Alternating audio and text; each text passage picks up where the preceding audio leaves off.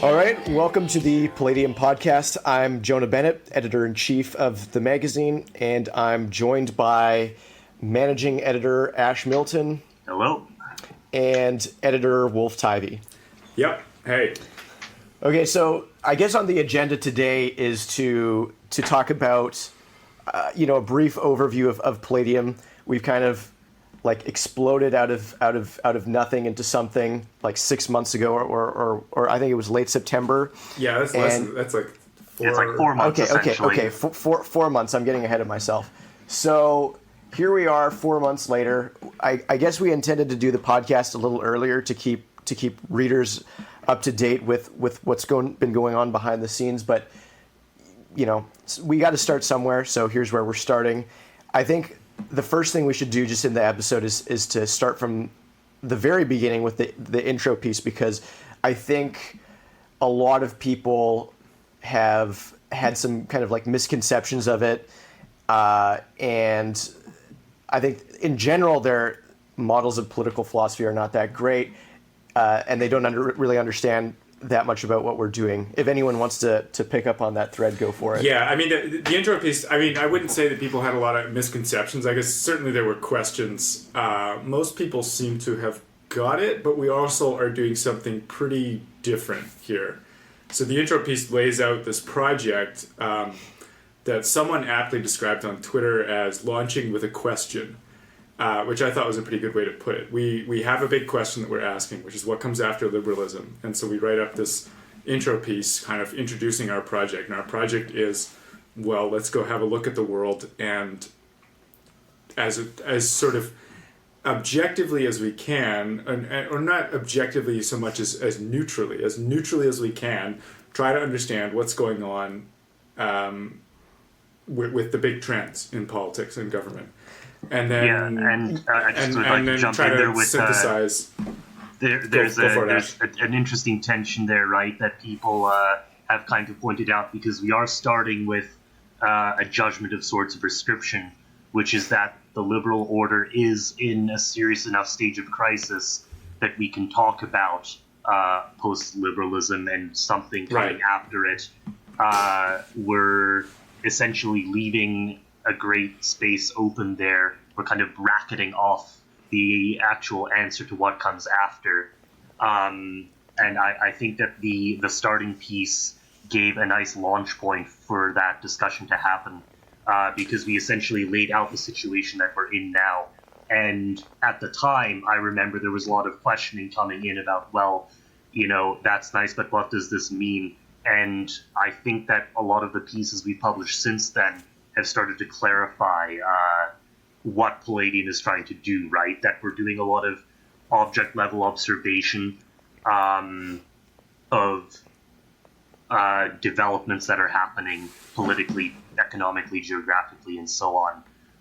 So it's not this sort of lofty intellectual project in that sense, right? We're actually concerned with concrete events that are impacting a lot of people's lives right now, and that will be impacting us, our children, and so on in the future. So, yeah, well, hold on there about not saying that it's lofty intellectual. I mean, certainly I would describe it something as something of a lofty project, but I think that what you're trying to say is that it's grounded. We're trying to keep it grounded. Like, we're not just going off in the ivory tower and talking about the relationship between concepts. Let me put it that way. Yeah, it's not abstract. We're not discussing. We're not starting from liberalism as this kind of list of principles. We're starting from liberalism as a world order.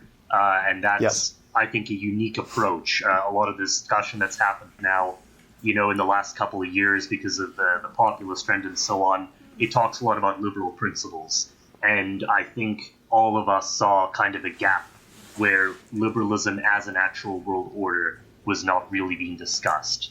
And that was something we wanted to remedy. Yeah, and so if I can add another piece of the puzzle here and how to understand what we're doing. A lot of other projects, almost like the majority of everything else out there, everyone has their own little perspective. It's the perspective is relatively fixed. They've got their ideology, and their game is to just broadcast propaganda within this ideology. And that's quite different from I think what we're trying to do, which is what we're trying to do is we have a question and we have a discourse that we want to see.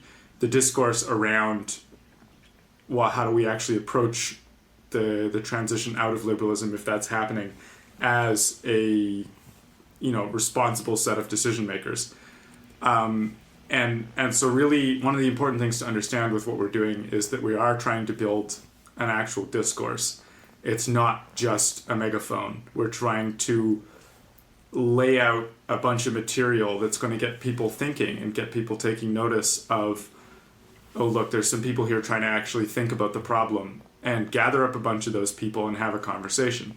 So, we start with a bit of just blasting content out into the void, but as we go here, part of the reason for this podcast, the reason we throw parties, the reason we have salons, not all of which has been totally publicized yet, but the reason we do those things is to start to gather up people to have a deeper conversation, so that it's not just the usual kind of, everyone blasting propaganda at each other with megaphones. The magic of post-liberalism is that it can be anything like as terrifying or as friendly as you would like it to be. And that's, I think, part of the positive reason for leaving it bracketed, because it's very easy to assume that because a particular political structure is disintegrating, that what comes after it is either going to be something very utopian, right? Everything that you want to happen, all the problems that you have are going to be resolved, or conversely, that it's going to be this dystopian future. Right. And I think that we've looked at some stuff that is perceived very negatively, and for good reasons, such as the Xinjiang situation. But we've also looked at actual development and improvement that is happening, in pieces focusing on South Asia and in Africa and so on. And part of the benefit of the kind of observational approach, let's call it, is that we can afford to be more nuanced. And there's something I'd like to point out here, right, which is we're talking about post-liberalism as if it's one unified thing. But between China and a more Islamic society like Indonesia and, all these places in the world that we've looked at, Kazakhstan, really there's multiple developments going on. And if you're starting from, and this is the point I was making earlier as well, if you're starting from a very abstract political philosophy, then you're probably going to make a lot of presumptions about what the future looks like that are informed by your own biases. And that's something that we definitely want to be correcting against, because obviously none of us is an objective actor when we're looking at these things. And that's something I think we've been pretty good at developing, right? I think every piece you get a certain feel for the author's own perspective. And that's good. That actually helps the process of looking for truth, because then you understand the lens and the biases that might be attached where the author is coming from. Obviously, we don't want to just be shilling or anything, and as editors, we would correct against that stuff. But you can never just decontextualize yourself. Yeah, so something that that I think is important to understand is just what Ash was saying about how you always get a little bit of the author's perspective leaking through, and you get a little bit of our perspective leaking through, but we're really trying to kind of file off all that kind of anything that can become biased or polemical or whatever. When you're sort of initially writing a draft of the piece, your instinct is to just totally lay in with all your little opinions, right? And get in the little digs at the people you don't like, and praise the people you do like. And then our process as editors is really to take that raw material and be like, all right, well, what's actually being brought to the table here in terms of ideas to help understand the world, and what here is just the author's opinion. And we try to mostly wash off the author's opinion and leave the stuff that's actually the ideas themselves, and make sure those are front and center without the sort of distracting little digs and praises that people would try to include otherwise. And not just the ideas, but the journalism as well. It's kind of a unique project in the sense that we're combining interesting on the ground analyses with theory as well. So this is not a political philosophy magazine, right?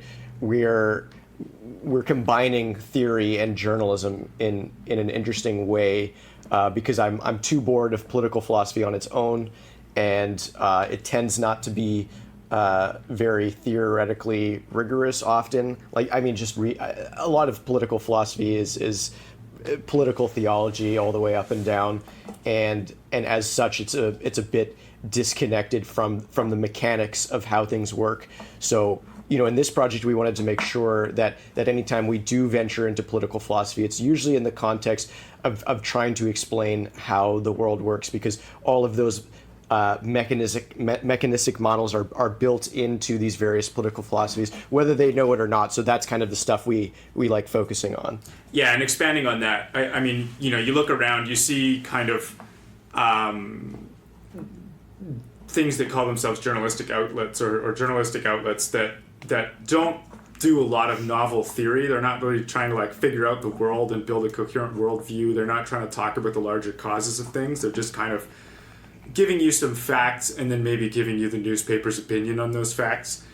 And then on the other hand, you have a lot of people, there's a lot of interesting thought being done out there on just political philosophy and so on, but it tends to be disconnected from the rigors of reality, unfortunately. I think a useful something useful for the listeners, in order to put some of this discussion about methodology, as it were, about the approach that we're taking to articles in context, would probably be to link it to something that came up in the intro piece and that I definitely saw some questions about. So we had this term, right, the post-liberal synthesis. Yeah. And there was some questioning coming up about that, particularly one of the questions had to do with this idea of taking what works in liberalism. And I think some people who looked at that were wondering what that meant. Because obviously, if your starting point is that there are issues within the liberal world order that actually require structural fixes, then how can you also be talking about what's working in liberalism? Now, the answer obviously would be that, well, as a world order, obviously, to become a dominant world order, you have to be doing some amount of competent governance. And so part of the analysis going on here is identifying what that is. What's actually being done well? Where did the liberal world order outcompete its competitors? And I think, a lot of its actual competitors, and you particularly saw this in China, attempted to do this on their own and try and learn from their adversaries. But I think that in taking the observational and analytic approach, maybe we should relate it back a little more explicitly to this idea of constructing a synthesis. You put out some bold statement like, liberalism's kind of going away and we need to think about what comes next. And people like to, especially the loud people you find on Twitter, they want to know, well, what side are you on? Whose side are you on? Which tribe are you representing, right? What current ideology are you actually trying to just push? And why can't it be Catholic Imperium? Right, or it will be now. Yeah, all right, Mr. Catholic.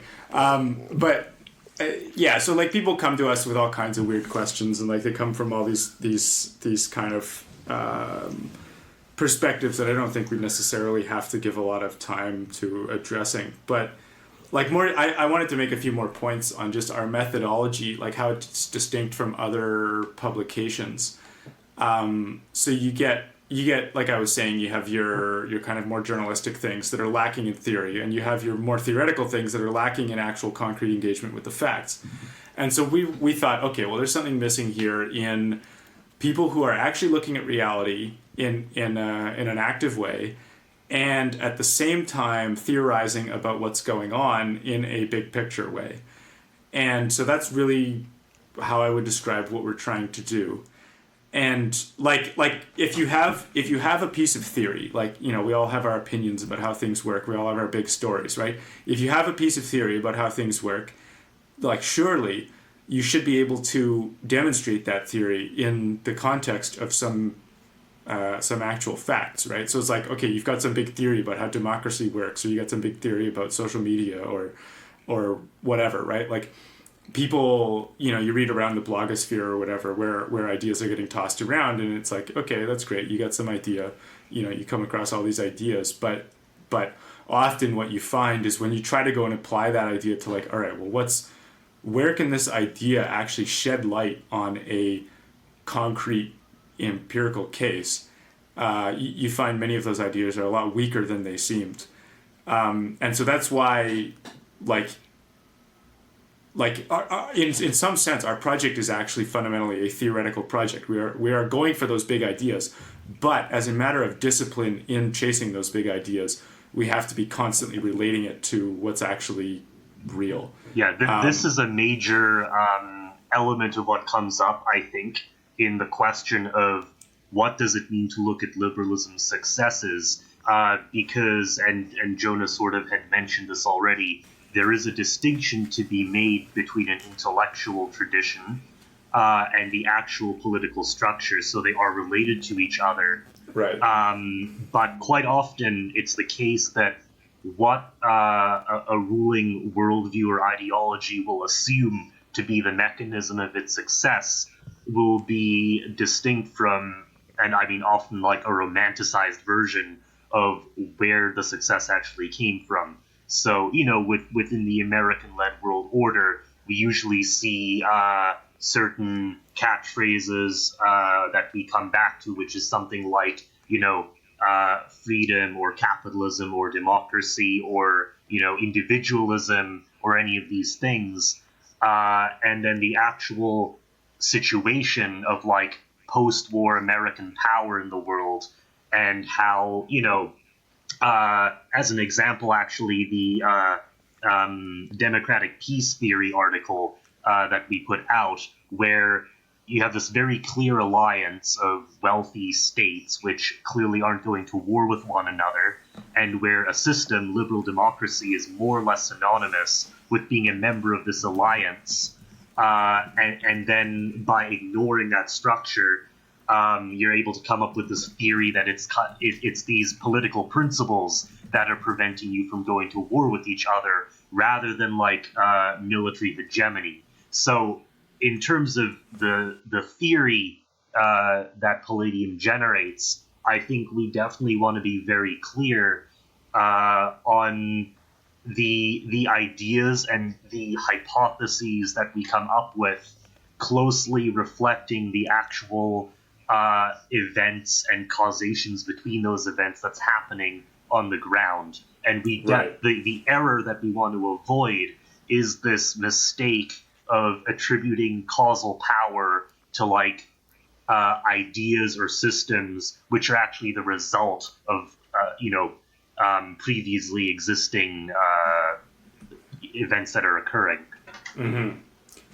Yeah, often, you know, ideology purely can shift things on the margin, but often it's some sort of weird combination of the two that is the right answer for explaining just social and political phenomena in general. So this case of democratic peace theory and Germany. So you know, it's enough to critique the liberal democratic peace theory in the abstract, but then let's think about it in actual situations. Why is it that Germany doesn't go to war against its neighbors? And when you actually adopt that perspective, it seems clear when you're looking at the decision-making calculus that you know, Germany is entrenched so deeply in the Western order via military alliances and other sorts of various like trade agreements or membership in international institutions, membership in the European Union, membership in the United Nations, that to do so is kind of missing the point. It really doesn't even make sense. But then I'm not saying that as well that liberalism is causally inert, because it's not. In fact, liberalism itself, as sort of like deeply implanted in Germany in the post-World War II era, where Germans became almost more American than Americans at that point, ideologically speaking, and so that environment, that educational environment, selected for a particular next generation of elites who then would be the ones responsible for making these decisions. So I bet they themselves believe that part of the reason they're not attacking other liberal democracies is precisely for the reason that liberal democratic peace theory would say. But it's convenient a bit that the way liberalism exists in the first place in Germany is a product of military hegemony. So if you wanted to talk about the relationship there, I would say, of course, both have causal power, but one seems to be more clearly downstream of the other. Yeah, it's the fact that you have actual people. So the people, the individuals involved are being shaped by the environment. They're not independent actors, but they are agents, right? They are actually responding to and acting on the world around them, and that's why I'm generally suspicious of attempts which try to make causation go kind of entirely in one direction. Yeah. Either it's all individuals acting on the world, or it's all kind of this deterministic individuals, purely being the automatons from their environment. There's a cyclical factor that goes on here. So when I was writing about the Visegrad project, for example, the article, The Visegrad Challenge to Brussels and Washington, there was something that I noticed come up there, which was that you essentially had two incentives on the part of, what people would maybe call the Brussels elite. The one was the preservation of like pan-European structures, and the other was the preservation of the formal ideology that had undergirded them for a while. And so the question here is essentially, what deal will the bulk of these people want to make? Will they sacrifice the ideology to preserve the structure, or will they cede structural power to preserve the ideology? And so, the human decision-making, the human action can't be ignored when you're asking these questions. And that's what makes this analysis complex. But it's also what makes it so important to be focusing on the actual events and the actual institutions that you're looking at, rather than producing this kind of theory out of thin air. Mm-hmm. Well, in the spirit of specific examples, shall we move on to some of the recent articles we've published? Yeah, let's do that. Discuss that process. Let's do the Davos one. It's the freshest, most recent one. Well, we've got one since then, but it's. Oh yeah. I guess we do. I don't see, as editor-in-chief, I'm not responsible for actually reading any of the content on this site. Oh yeah, whatever. Okay. So let's do the Davos one, I guess. Okay, so yeah, part of the point of all of this is I'm bored of purely just political philosophy, and I'm bored of purely just covering minutia in the Senate or something, and then sending out an Axios type newsletter to Hill staffers on the way on the metro to like the Hill or whatever. I don't care about any of that. So this is kind of like a more high level piece. It's got a bunch of interesting theory in it that I fought with you guys about cutting, and we didn't cut it because I just think it's super important to keep a bunch of the theory and to remind people that this is not just your typical journalistic outlet at all. It's kind of, this is a bit of a weird experiment here, and I want to see how far we can take it. In terms of the piece itself... This is a situationist podcast. Yeah, this is... Well, at least this week. We'll see what we are next week. Yeah. Yeah, well, exactly. Okay, yeah. Yeah, well, actually, to disambiguate that, let's back up here a minute. So situationism is this particular strain of what is it, Marxism that Yes, existed in the 60s. Anyways, the reason that comes up is, of course, we used a bunch of that language in the piece.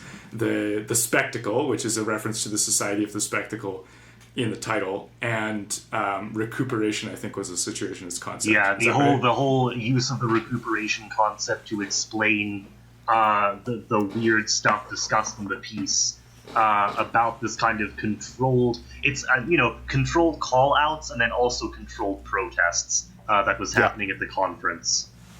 Yeah. And just to give people I couldn't fit all of my experiences in this article because I wanted to keep it fairly tight. That's what the podcast is for. Yeah, that's what the podcast is for. I can just drone on boringly a little bit longer. Okay, so Zurich Airport, I hated it. It was a terrible airport. I mean, there are things to recommend it, but they have this very uncomfortable part where in order to get Wi-Fi when you get off the plane to coordinate with friends and so on, you have to receive an SMS code. But of course, usually in order to receive SMS, you have to log into Wi-Fi and then authorize it via your phone carrier, like international data or something. So unless you do it fully in advance, it's kind of annoying. Right. I think with Davos itself, the thing that probably struck people, and that I think was very intentionally being reflected in the piece, was this feeling you had when you got there, right? That as a conference, it was not that distinct from a lot of other conferences that people would go to, and just the sort of almost, I wouldn't call it an alienation, but, given that Davos has this elite branding, right, that even the people who love it and the people who hate it all draw on. And when you come to it in the context of having heard so much and maybe absorbed to an extent some of this impression of what kind of a place it is, just the weird stuff that went on there, right? That the Mother Ocean exhibit, and so the people that were being interacted with, the blockchain drifters, the drunk boomers. Just maybe I'd like to hear more about what was this an impression that was with you the entire time, or was this kind of something you realized as you were reflecting on your experiences? I realized it because you're not going to form this impression in the first day, right? I was there for, more or less a week, about 7 days. And, the first day you're kind of just getting your feet wet a little bit and exploring around, and you're open to it being anything. You want the reality of the situation to kind of impinge on your actual senses, as opposed to trying to impose some kind of theoretical framework before anything has happened at all. I see that happen sometimes. It's a bad kind of epistemology, bad way of going about it. So I had no impressions whatsoever. I kind of just, a lot of the first day was spent wandering around and letting sensory data just enter my brain, and then categorizing different things as I would see, so I could write it down later, and remembering specific anecdotes, and also just pulling out my phone and writing down quotes word for word that I thought, or scenes word for almost word. As I was seeing them, I would write them down right away, because I don't like this thing that people, and actually this is the controversy that some journalists have, is well, we don't actually take proper notes. We'll just, we vaguely summarize it, a week after a week after the fact. I don't like that. I don't agree with it. I like writing things as if you're painting a portrait and seeing the thing that you're painting. I prefer to sit there and look up and then write what I'm seeing as I see it as much as possible. So even whether I'm in a presentation, if I need to dip out and write something, I will do that. Or sometimes, I'll just look distracted and write it all down on my phone so I can type it up on my computer later. To get back to the other stuff, Davos is very much kind of like a slight variation on your regular like industry conference or something. But in this case, why is it different from, say, like, let's say it was called the Washington D.C. Trade Show?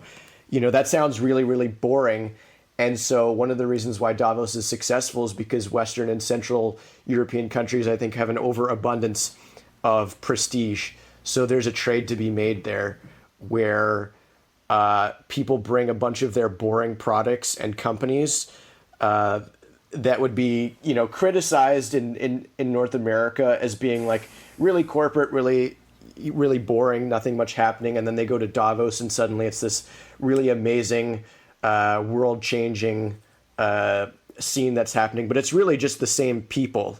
It's the same people that would be at the Washington, D.C. trade show, of course. But in this case, there are more Europeans, more Asians, more Africans, more South Americans.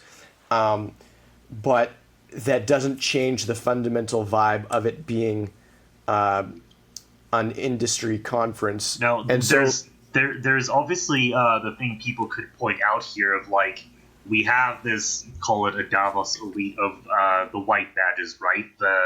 There presumably are a certain amount of discussions going on that are the result of like people who usually don't meet in these more private forums now getting a chance to discuss. Do you think that like there could be a way in which that 2% of interactions is justifying the entire Davos brand? Oh yeah, I mean that's why people come back year after year. Of course, it's because why are family office people there? Oh well, it's the same reason a lot of other finance and consulting people are there. It's for meetings, it's for clients, it's for interfacing with governments if they can. Why are governments there? It's really useful to just. A lot of these meetings, if you talk to people will have a dozen meetings in a day, and it would otherwise take years to hold those meetings elsewhere by coordinating them individually. So if you look at the energy that's powering the object, there's no reason to expect that it will fade away at all in the next 30 years. I don't see a reason why. And it's not going to fade away because the ideology is stale or something. It is stale. Of course it's stale, but that's not the primary driver of the energy there. The primary driver is clearly the concrete interactions between governments and the deals made between corporations and the meetings between corporations and governments, and also the fact that it's a great place to see your friends and to meet up there. Everyone there is in, at least you can say, maybe they're not intellectually interesting, but they are all quite successful in their respective fields. They're ambitious. They're good at climbing corporate ladders, et cetera, et cetera. So that means they have, like 10-hour days, 12-hour days, 14-hour days, and they're flying all over the place all the time. So it's really hard to catch up with friends. So this is kind of, the point where everyone has agreed to spend some vacation and business time during the year to kind of partly recuperate and partly to do a bunch of business and meet friends. So, that whole dynamic makes sense. It's a good idea if you fall under that kind of category to go. Some of the parties can also be really fun. But a lot of the public facing stuff is just, or like easy access stuff is just terribly lame. And the ideology, it is an ideological synchronization environment, but the ideology is very vapid.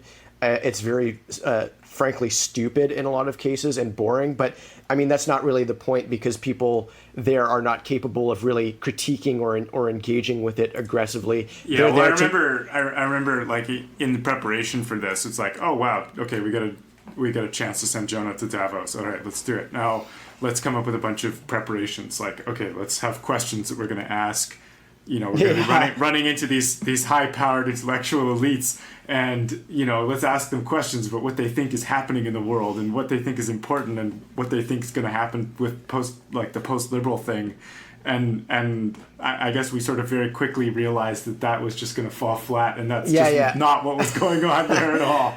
Yeah, I mean, basically, I realized on the second day that I would bring up some like philosophical point, and I would just get blank stares. They or they would talk about sustainable development goals, and they were unable to engage with any of the material at all, or at best they would be polite and smile and nod and stuff, and then you realize that, wow, this isn't going anywhere. It's not. They would like to talk about recycling initiatives or something, or how their particular like health consultancy group is helping bring big data to X or AI or blockchain or something like that.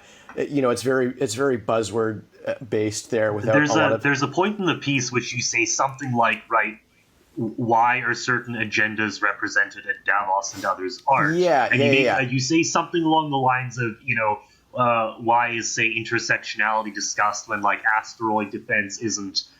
It's because they won the blood sport of global politics. But in a way, it sounds like, that still sounds quite, aggressive and bold in a way.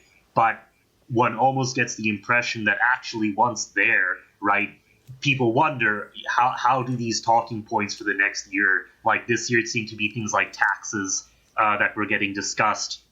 How do these get on the global agenda via Davos?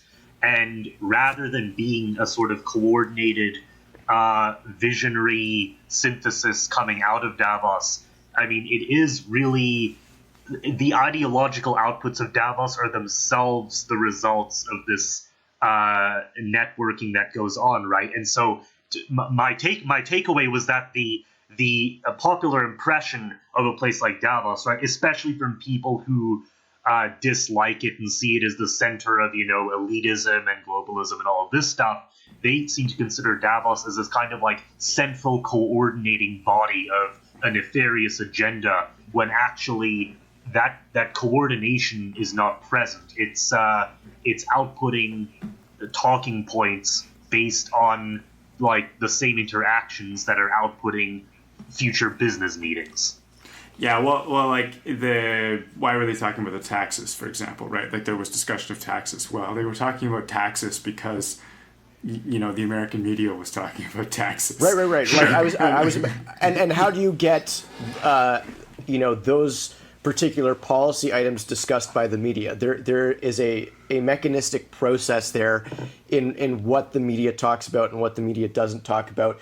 And I included the bit about asteroid defense, and I think that's important because there are strong arguments to suggest that at least 20 issues that were not represented there are crucially important to the future of civilization, to the future of the planet, and so on. I'll dispute asteroid defense in particular.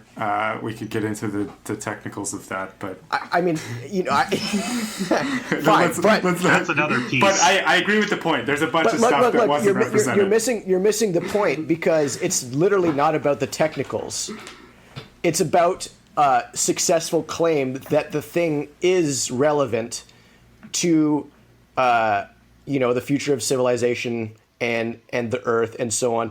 The technicals don't have to be right for that to be the case and for that agenda to be picked up by the right people, right? The claims are important that the thing is relevant to the future of civilization. The technicals don't even have to be relevant. I believe that they're relevant for the truth of the thing, but I'm purely talking about representation. I'm talking about representation at WEF, right, at the World Economic Forum, and I don't think that there is a strong truth relationship there. I think it's more social. I think it's less about you could pick any other issue other than asteroid. I agree with this. It's just I think a particularly relevant issue to apply this to, and I just want to hit this real quick. It is the discussion within the piece on recuperation. So we have these people, you discuss this, I think 16-year-old girl who's camping out and, environmental activist, and then she's on the panel in these controlled call-out environments. So it's easy to maybe see how a preferred ideological agenda or business agenda might be part of this wrangling going on at a conference. But what's your impression on like which protest and call out currents get to be represented at Davos? What I find really interesting, and it's a dynamic that doesn't just exist at Davos, it's when people are making these speeches and applauding activists and so on, they're not imagining that the speech is necessarily directed against them, even though everyone outside of Davos would understand them to be the system. But those people themselves don't think that they're the system in most cases. You know, the man, so to speak, from their perspective, is always somebody else, right? And that's, you know, that might be a weird thing to hold, but in some sense it's not necessarily false, because the ability to move forward an actual effective agenda on any one of these big world-saving areas, you know, it's not something that Mark Benioff at Salesforce can do by himself. Yeah, maybe he's the man in some respect, but the way power is distributed, it's so diffuse that none of these people individually really have any power over the way these issues go. So the best they can do is you know, contribute in the dialectic towards its solution, and maybe at best, you know, push it forward themselves in their own companies. But there's no single person or like single organization that's like, okay, yeah, we're the man, and we hear your concerns. Yeah, thanks. And yeah, we'll just flip some knobs and it'll be done, right? Yeah. So I think that my takeaway as I was reading this, and we can probably, I know there was a final piece we want to discuss, so we can jump to that after. Yeah. But the takeaway that I had seen there was, there is a thing called the liberal world order, right? There are structures and coalitions and factions, but that does not imply that there is coordination. And in a way, you know, I've always thought about when people talk about globalist conspiracy and Bilderberg and so on. I mean, yes, there's deal making going on, but in a way, I wonder to what extent the presumption that there is actually someone centrally coordinating everything, you know, behind it all, behind all the smoke screens, that's like maybe very comforting. Whereas it's very optimistic in a lot of ways, view of the world. Yeah. Well, but in a lot of ways, right? What if there just isn't a central coordination going on? That makes things far more uncomfortable, because if you have a bad king, right, maybe you can bring him back to sanity or convince him of your position. But, you know, if you're dealing with like a very diversified, decentralized world order spread out amongst numerous institutions and bureaucracies, and you see something fundamentally wrong with the direction it's going in, how can you possibly fix something like that? So that's actually an incredibly disorienting scenario to be in. And I think especially the closing of the piece maybe did a pretty good job at capturing a bit of that disorientation. Yeah, well, I mean, that's sort of what we were trying to communicate with how we presented the piece a little bit, right? It's like, you know, you go to the World Economic Forum expecting hyper-competent elites sitting there kind of imposing a vision on the rest of the world, and it's basically just another trade show. And so it's like, oh, actually there isn't like this hyper-competent globalist elite that's running everything. There's just kind of, you know, more of the same. Yeah, it's as banal as anything else. And that is partly a product of liberalism itself. Right. Namely that power should not be centralized in any way that actually does make it, you know, easy and efficient to flip switches and make policy changes. So this is kind of a bit of a self-imposed restriction, and that's why they have these like modes of discourse that they do have, because they can't just there is no single council that just sits down in a room and sorts out the problem and then moves forward to switch that. It's so decentralized that people just have to continually shame and I guess recuperate as well, and put the message through the media organs, like just repeatedly over and over for decades and decades and decades, and until they build consensus, basically. Until there's a slow amount of consensus, and even then, it's still sluggish. Incredibly hard. It's very sluggish. It's not agile, and so one wonders if there are very serious problems that need addressing in the span of 5-10 years, instead of 50 years down the line we're going to want to look at this. For things that are even on a shorter time span, it's unclear that these structures are able to efficiently solve these problems. Yeah, well, and I think that's like, if I can kind of go into a bit more detail. Well, I go into a bit more detail first. Sure. But like what you were saying about these individual elites who, objectively speaking, they have a lot of power, but they don't feel themselves personally like they don't feel like they're the man, right? And they don't feel, and I think that's partially related to it's the responsibility thing, right? Like they don't feel like, okay, I'm personally responsible for how this thing goes. They don't have anyone who's actually in charge. They don't put themselves in a position of responsibility for the power they even do have. And then following on that, you get this inefficiency, the sluggishness about it.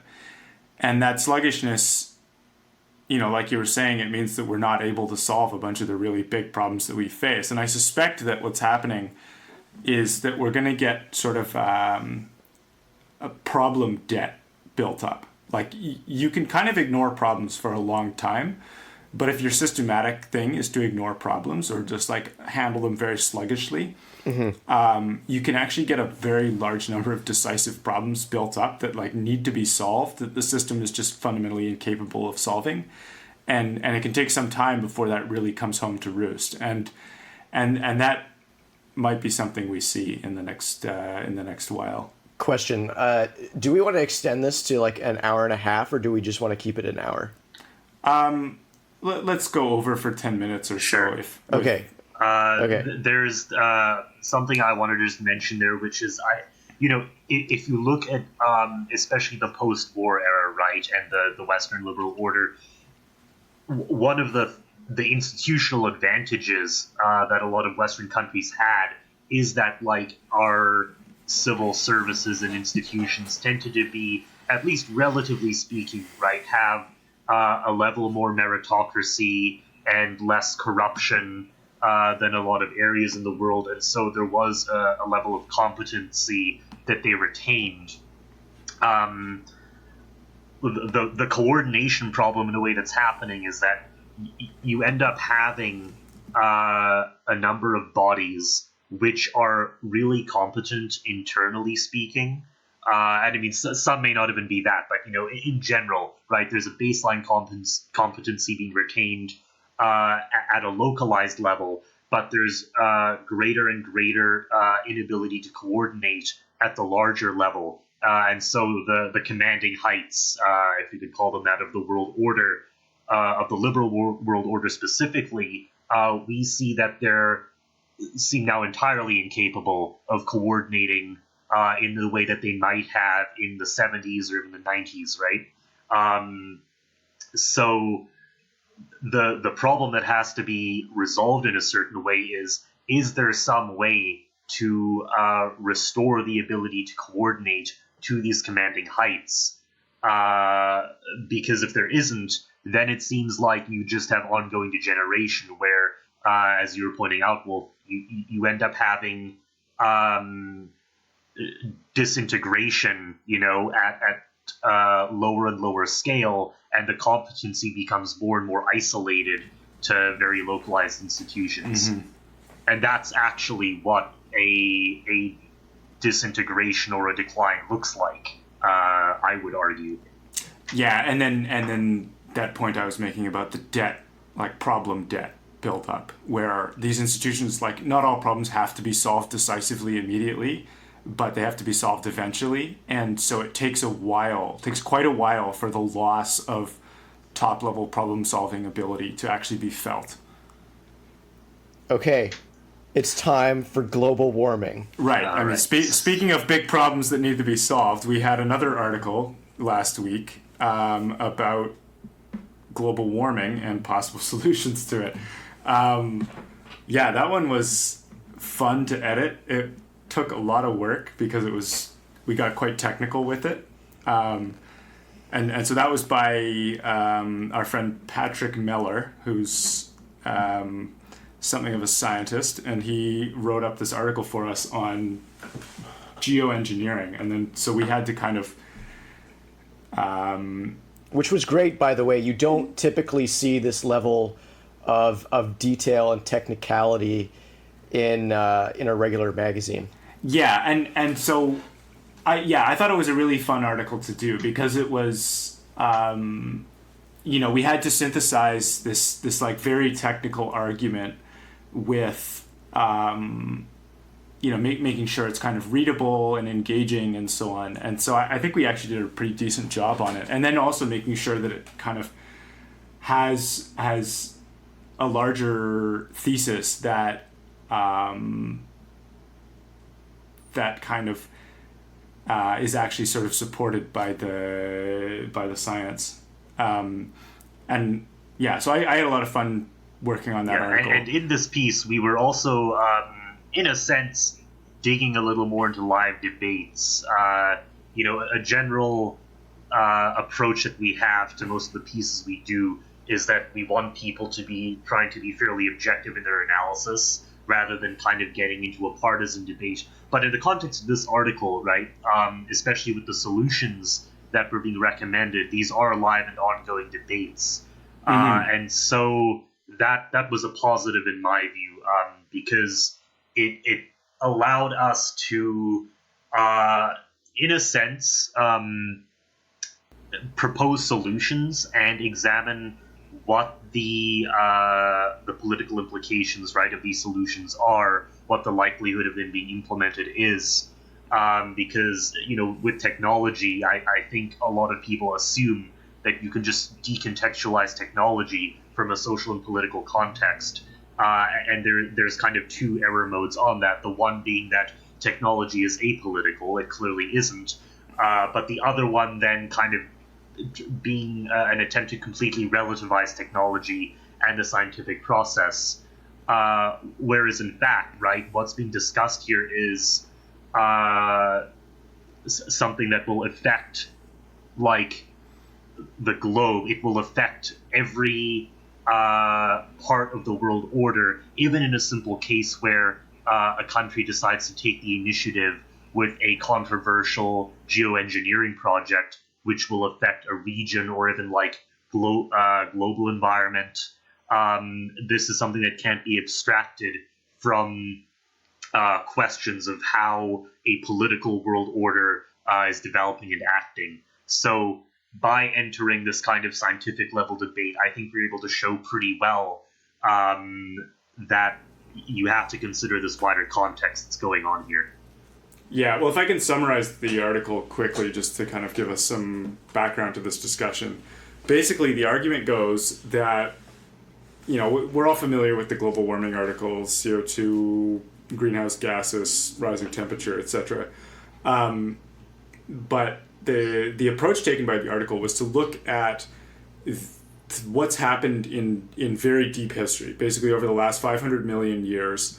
What does the causes and effects of CO2 changes and temperature changes look like? So, we go into what caused the ice age, what caused this current ice age and a previous one, what causes getting out of those ice ages, what causes large increases in CO2 in the past, what's actually the historical norm. I think one of the big kind of things that's underappreciated is that the current climate is a potentially unstable and very rare ice age event.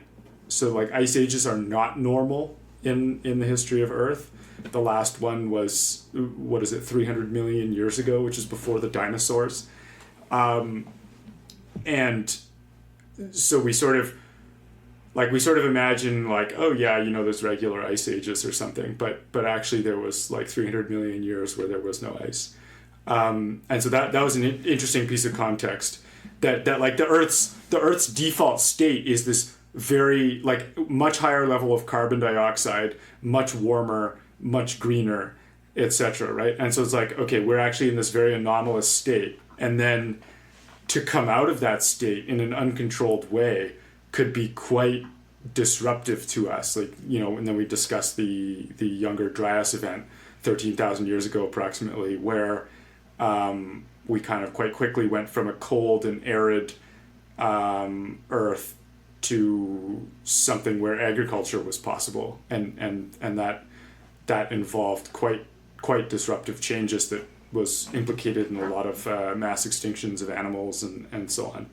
Not a mass extinction, but the extinction of many species. Yeah, because obviously one of the responses we got to this piece was like, oh, this is like green, like Elon Musk propaganda, and some of the usual responses. Did we get that? We got a bit of that. Yeah, I was watching the Twitter threads that were going on. Oh man. And the responses people usually give to that question are like either one, that the climate has always changed, right, and had cycles, and that's true. That's true. But I'll take it as kind of a prerequisite here that we're interested in human survival and development.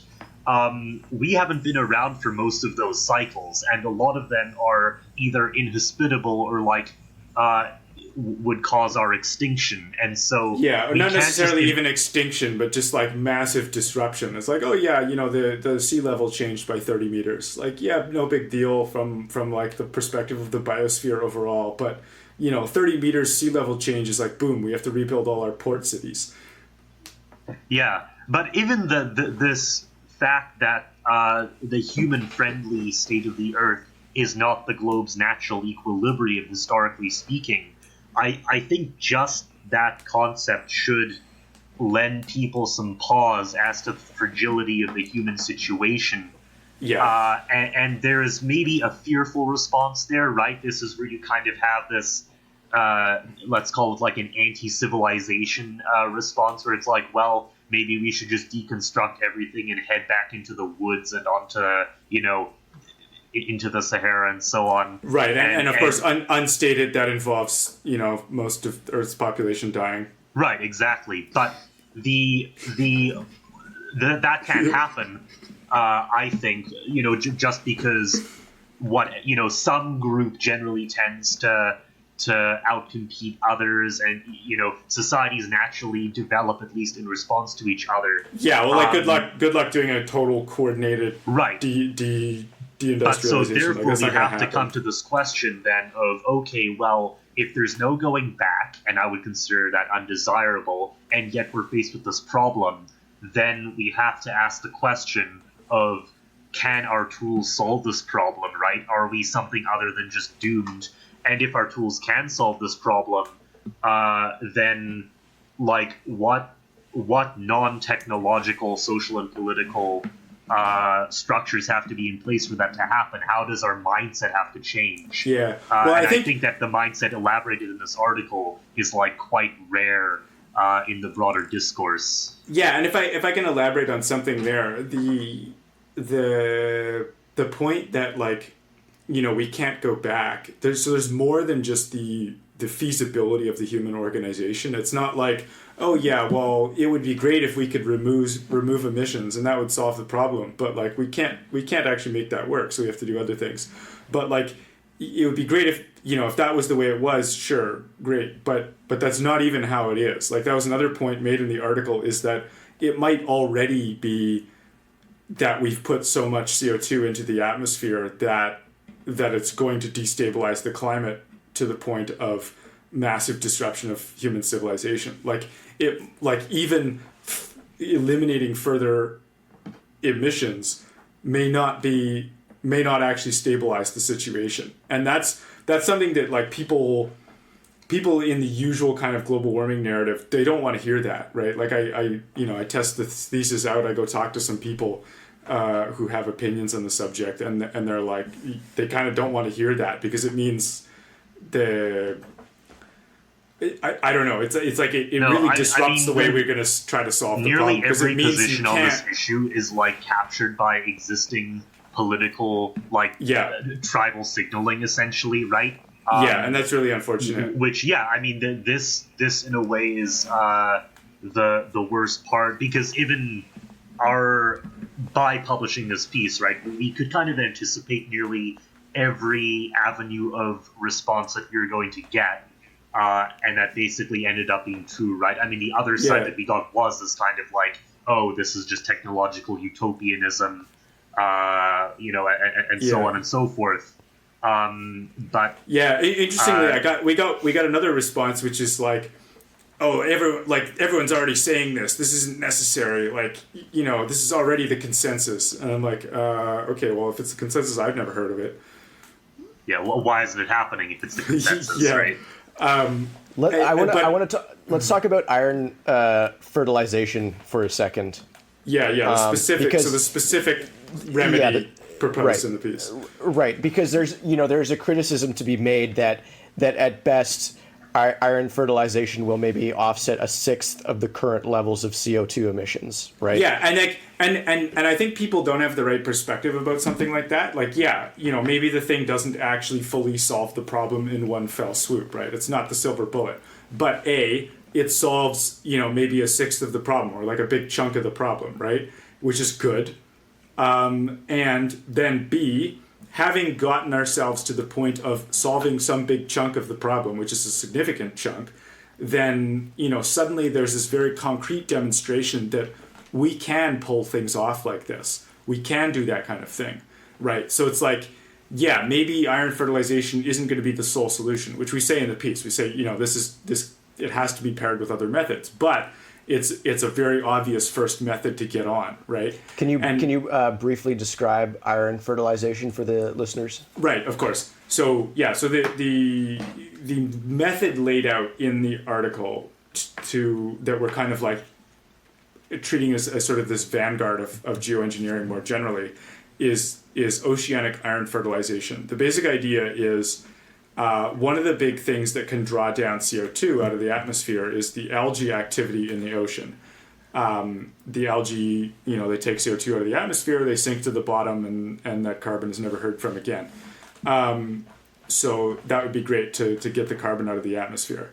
The problem is that the algae growth is actually bottlenecked on nutrients, particularly iron. So if there's a bunch of iron in the ocean, then more algae grows. And if there isn't a bunch of iron in the ocean, or if the iron isn't added to the ocean, then the algae is kind of limited in the rate at which it's able to pull carbon out of the atmosphere. And so the proposal is, well, if you actually just go out and dump iron oxide, or iron sulfate, I think was the proposal, into the ocean, then suddenly the algae have all this additional nutrients available, and they can grow more prolifically, and it pulls more carbon out of the atmosphere. So it's like, if we can think of analogies here, it's totally analogous to fertilizing agricultural land. Like, you take mineral fertilizers, you put it on the land so that the plants have more ability to grow. And it's also, interestingly, analogous to the normal process by which those algae are able to get that iron, which is that, like, it's not like the iron is just there in the ocean. It has to come from somewhere. Historically it comes a lot from volcanic eruptions and dust blowing into the ocean. So like, this is kind of an ongoing process at all times. There's dust blowing out of the deserts. The dust has iron in it. It goes into the ocean. The algae eats the dust and turns it into a lot of biomass. Which brings us to the second criticism, which is that it hits geoengineering as a whole, namely that you shouldn't interfere in complex systems unless you're completely aware of all of the variations of the system or its potentialities. Yeah, so I mean, I would be sympathetic to this kind of point of view, except that at some point, to learn about the system, you have to interfere in it. And we are also already interfering in it. So like it's not like we can just pretend that we're not affecting the climate, right? We know that we're affecting the climate. We're affecting the entire biosphere.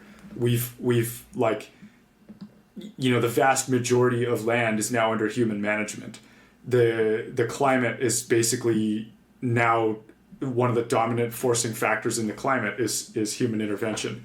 So like to say, the results will be unpredictable. It's like, that's great. The results will be unpredictable. Let's try to predict them and let's try to control the thing, because if we don't, well, the results are still unpredictable because, and that's still bad because we're already kind of affecting it. So we need to take this active experimental approach where we don't necessarily know exactly what we're doing, but we got to do something. And, we'll learn from it. We'll make mistakes along the way, but as we gain experience and we sort of reorient our thinking around, okay, we're actually going to actively garden this system. We can eventually sort those things out. What's to stop us from dumping some iron in the ocean like next week? Well, someone did it in what was it, like 2014, I think. Yeah, off the coast of British Columbia. I think.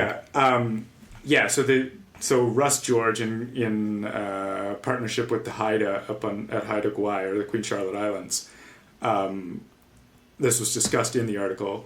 So he took out basically the Haida obviously are interested in increasing the salmon the salmon returns. They get a lot of their economic wealth from the fishing rights, and so if there's more fish, then they're happy. So they kind of went in on this project with this guy Russ George, who was looking to try to investigate ways to solve global warming, and they went out with a bunch of iron sulfate and dumped it in the ocean. To see what would happen, more or less. They kind of knew what would happen because there'd been a volcanic eruption 2 years before that was closely analogous. And what happened was a few years later, the fish stocks massively increased because right when they dumped the stuff, it caused a huge algae bloom. And the algae bloom means more food for the things that the salmon eat. It can be done, but that said, this guy, he got like totally demonized by the media, and like people were forced to disavow him, and like he was called a rogue geoengineer. We can comment on sort of why everyone got so upset about the whole thing, but it's just kind of ironic that a volcano goes off 2 years earlier and does exactly the same thing, dumps a bunch of iron in the ocean, it increases fish stocks, it's great, right? And everyone says, oh yeah, this is great. And then so someone goes out with a tanker of iron and dumps the stuff in, and suddenly it's a bad thing, and we don't know the consequences. I think that this has to come to the idea again of coordination problems, right? Because there is obviously this kind of risk or worry, right? Like if one person with some money and some resources can undertake actions that impact, even just regional level ecosystems, obviously you're going to have a certain concern about that. But on the other hand, I think we're not going to be going back to the time when this is just kind of being left alone, right? So we've had the Green New Deal just in the popular media cycle the last couple of weeks. And I would say, right, that people who have, there's a lot of things maybe that people can criticize about how that's being presented. Like I personally am wondering why nuclear power is not more involved in it. But regardless of how one feels about that kind of plan, I think it shows the trend that is going to be more and more normalized, which is that people want to see more decisive and coordinated action on this issue. And the position of let's not do anything from a purely political perspective of first movers, if you don't do something, someone else will. I don't think this is tenable anymore. And so you have to, as quickly as possible, get your scientific and technological method correct, but also the philosophy with which you approach solving this coordination problem. And the conclusions in the article discuss somewhat the idea of, stewardship of the Earth, which does imply like an active level of participation, and kind of this idea that like when humans are part of a broader system, it is like not just like ethically acceptable, but actually good and should be pursued, that we try and balance that system in a way that is like optimally beneficial to us. And the kind of these doomist sort of narratives where we just kind of have to adapt, and maybe we'll have to build structures against, say, ocean levels or against extreme weather patterns, that I don't think is going to be tenable, especially when you have a growing global population and every major country on Earth with the resources is looking to take leadership in this problem. And any country that does take leadership will be affecting most of the other major countries on Earth, including ours. So, from that perspective, the fact that we're only now getting to the point where political discourse is normalizing the concept that like maybe large-scale coordination is desirable, we might actually be quite behind on where we should be. And this is a fault of kind of the two error modes that we discussed earlier. The one being it's natural or it's not happening, let's not do anything. And the other one kind of being that humans are a purely negative influence. Yeah, well, this comes back actually to what we were saying earlier with the elite almost having kind of abdicated active responsibility for the management of human civilization and the human relevant environment for the past 40 years. Basically I would target it like since the 70s. There's been a certain vibe in kind of government of mostly hands off, just let the thing go, let the thing drift. And now we are kind of seeing this move, like you're saying, back to people kind of coming out with more bold, active visions, because, I think it's related to what I was saying earlier about the problem jet.